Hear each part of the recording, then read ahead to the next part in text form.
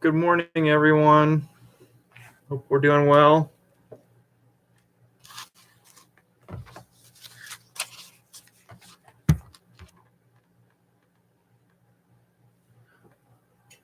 Got to work on my computer clock. It's like 5 minutes slow, I think. So, sorry I'm late.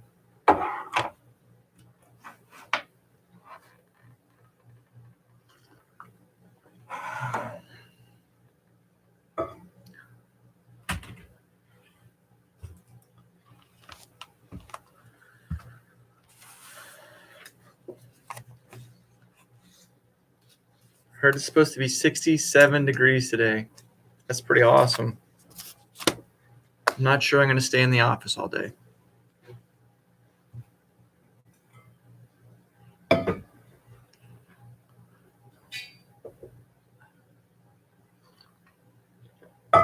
do everything I'm supposed to do? I think so.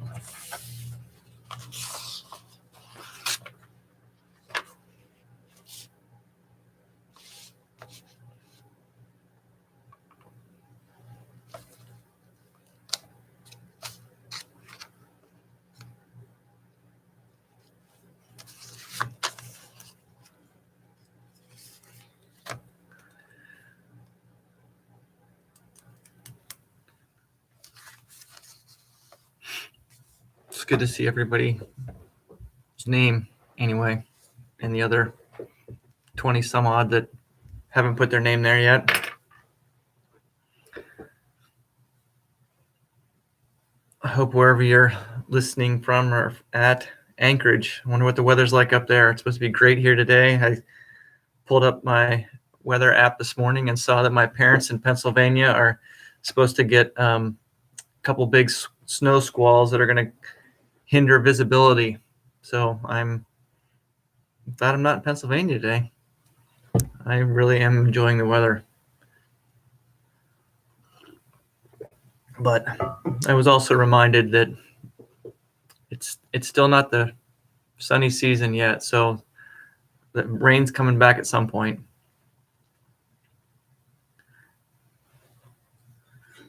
Hi, Megan, Sam. Hi, Nora. Where's Tuck at? Tuck not on there either? He's not listening to me this morning?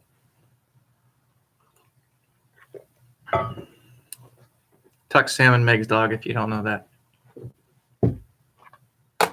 I won't take it personal if Tuck's not there. Oh, good. Tuck's there. Well, I think my watch says it's 9:30. My computer just says it's 9:30. So let's jump in. Let's do the Lord's Prayer as we have been doing. What a fun tradition to be doing this time together wherever we're at. So join with me.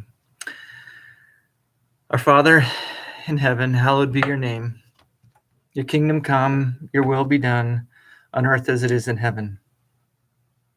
Give us this day our daily bread, and forgive us our trespasses as we forgive those who trespass against us. And lead us not into temptation, but deliver us from evil. For yours is the kingdom, and the power, and the glory, forever. Amen.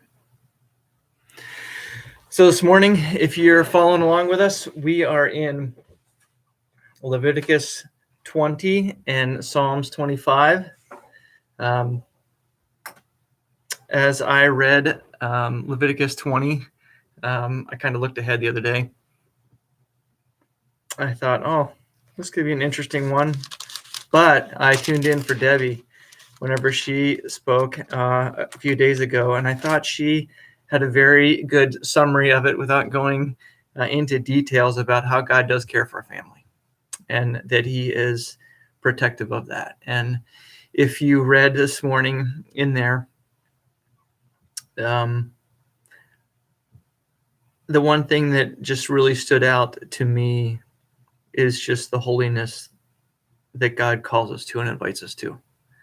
And that not only, as you read in that first section about the people offering their children to Molech, that if they don't take care of it, he will,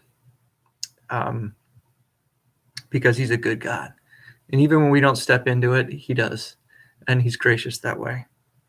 And so the one verse in there that stuck out to me and that kind of ties in with some of the things in Psalms for me is 26. It says, "You shall be holy, for I, the Lord, am holy, and have separated you from the peoples, that you should be mine." And I'm reminded as I've been reading through Leviticus of just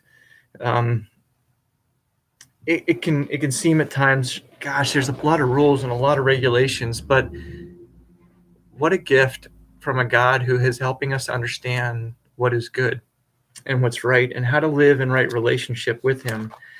And as I read then in Psalms 25, it's entitled Teaching Your Paths, but the word that has jumped out to me today is this whole idea of wait. And so let me just read a couple sections out of 25 and then share a little bit of what God has been rattling in my soul this morning. The first 5 verses and then 19 through 22, if you want to follow along. It says, "To you, O Lord, I lift my soul. O my God, in you I trust. Let me not be put to shame. Let not my enemies exalt over me. Indeed, none who wait for you shall be put to shame. They shall be ashamed who are wantonly treacherous. Teach me to know your ways, O Lord. Teach me your paths. Lead me in your truth and teach me, for you are the God of my salvation. For you I wait all the day long." And then in 19 through 22, he says, "Consider how many are my foes, and with what violent hatred they hate me. O guard my soul and deliver me. Let me not be put to shame, for I take refuge in you. May integrity and uprightness preserve me, for I wait for you." That whole idea of wait has just jumped out. And as I was thinking about it this morning, I just was overwhelmed at the amount of things that I don't like to wait for, or the things that I have purchased so that I don't have to wait. Things like coming into the church this morning and making myself a cup of coffee and a Keurig because I don't want to wait to grind the coffee and then wait for the water to heat, even though Jeremy tells me that my coffee smells like diesel fuel. I don't like to wait for stoplights. I like to just get on my way and keep moving. I don't like to wait in line at our microwave in the morning sometimes to have oatmeal or reheat my coffee. We used to have a 2-slice toaster in a house of 6, so we didn't like waiting, so we got the 4-slice toaster, right? So that we could make it faster and quicker. We don't like to wait for certain things to buy. We use credit cards so that we can get what we want now. We like to do drive-throughs because it's quicker and easier to run through that than it is to take time in making it. There's just all these things that I just realize of how little I like to wait. But yet, as I've read this psalm, that word jumped out. And even if you continue to read it, the sense that I just gather from this is that David is asking God for stuff, but he's not answering it. He's hopeful in it. He's asking God to not remember the transgressions of his youth. He's asking him for all types of things that God's not answering. And it's fascinating to me to just ponder the thought that if there's anybody that we shouldn't have to wait on, it should be God, right? I mean, after all, God's the one that can make anything out of nothing and can do it in an instant. So why do we have to wait on him? Why do we have to wait for things in our lives to be dealt with, for us to become more like him, to grow in him? I mean, after all, he's the one that's made us and he can fix it in a minute. So why do we wait? And I'll have to be honest with you. I don't And I don't have any answer to that, because I know it's true that he can do what he wants when he wants to do it. He just doesn't. That somehow in his grace and his goodness, there's things that he has me waiting for that are for my good. And there's lots of times that that's really hard for me.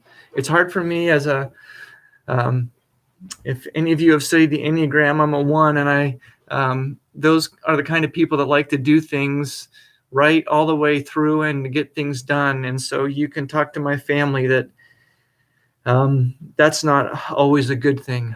Often it can be really bad that I get so focused on getting things done and checking things off that I just kind of ignore those around me. I don't want to wait. I want to get things done. But yet I serve a God who can do things, but yet chooses not to. And so what's the invitation in that? And I don't know about you. I've had a really busy few weeks in this quarantine. My schedule has finally begun to slow a little bit. But even in the midst of it, the one place that I found peace and rest was whenever I would just wait and be still. That it's at those times that there was a sense that it was okay. I didn't have to do anything. I didn't have to accomplish anything. My checklist wasn't getting smaller, it was getting longer. The emails were getting more. I wasn't getting them read and moved off or deleted. The work was compiling, but yet somehow in the midst of it, if I took time to just wait on God, it changed my focus. And even though things around me didn't so much change, somehow I'm sensing that he's doing something in me. And as I read the Psalms, I sensed the same. That somehow in the midst of me coming to him and waiting, that he's pleased with that. That he doesn't have to respond, he doesn't have to say anything, he doesn't have to do anything. He's just happy that I'm there with him and that I'm choosing to be with him. Even though he's still working, that he's still doing, he's cultivating. And sometimes we see that. Even last night, there was a little opportunity that he showed me of his goodness.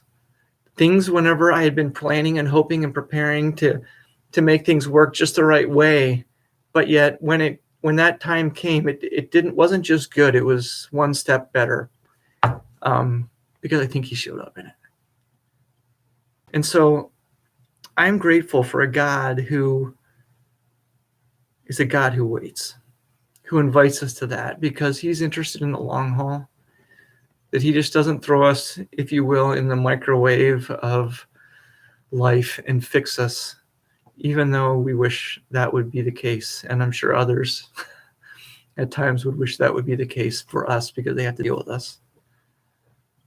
But I'm grateful for the waiting. I'm grateful for the time to be able to pause in his presence, to know that he's still working and that I don't have to, and that he's accomplishing something and that I don't have to be, and that even if he doesn't speak, he's just happy that I'm there and that I just get to wait with him. So I'm grateful for that. And if the journey that I'm on and the things that he's working in me and the waiting that he's inviting me to is an encouragement to you, awesome. Thanks for coming out this morning. As we wrap up our time, would you just pray with me the blessing that we conclude our time with from Numbers? The Lord bless you and keep you. The Lord make his face to shine upon you and be gracious to you. The Lord turn his face towards you and give you his peace. May it be so for our good and his glory, we pray. Amen. Have an awesome day. Enjoy the beauty that he's given us to live in.